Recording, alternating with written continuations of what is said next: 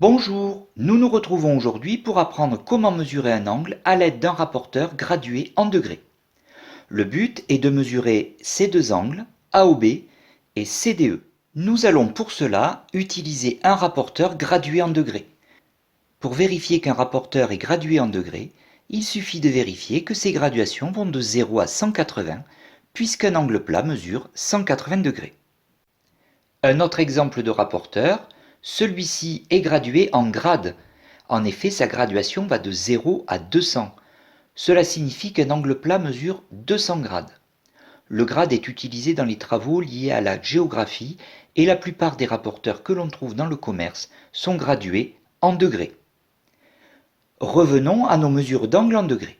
Lorsque c'est possible, je te conseille de placer un des côtés de l'angle à mesurer à l'horizontale. Ce sera plus simple visuellement pour ensuite placer ton rapporteur. Avant de mesurer l'angle, je te conseille aussi de déterminer visuellement la nature de l'angle à mesurer. En effet, si l'angle est aigu, sa mesure sera comprise entre 0 et 90 degrés. S'il est obtus, sa mesure sera comprise entre 90 et 180 degrés. Ici, l'angle AOB est moins ouvert qu'un angle droit. AOB est donc un angle aigu. Sa mesure sera comprise entre 0 et 90 degrés. Je place maintenant le rapporteur sur l'angle AOB.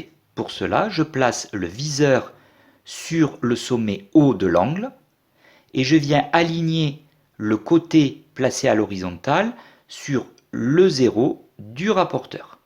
Le deuxième côté de l'angle indique la mesure en degrés de l'angle. Lorsque je regarde de plus près, je lis deux mesures, 50 degrés et 130 degrés.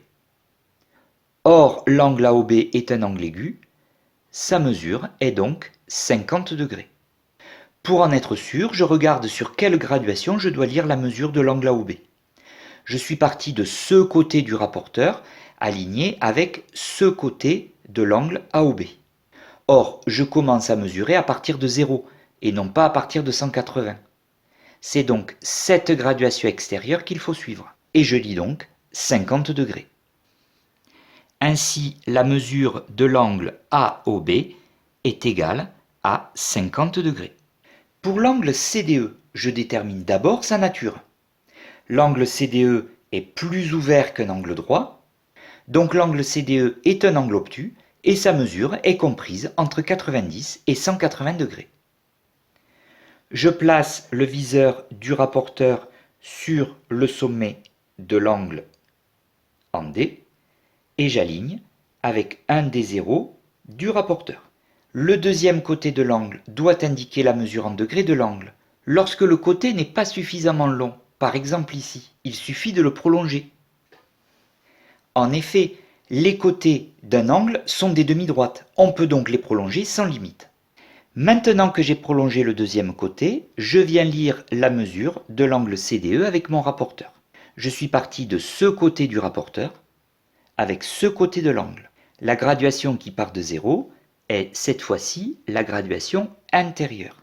Je lis donc cette fois la mesure de l'angle CDE avec la graduation intérieure, 90, 100, 110, 115 degrés. L'angle CDE est obtus et sa mesure est 115 degrés comprise entre 90 et 180 degrés.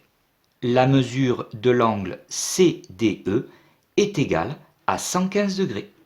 Tu sais désormais comment mesurer un angle avec un rapporteur gradué en degrés. À toi de t'entraîner sur tes propres exercices. À très bientôt!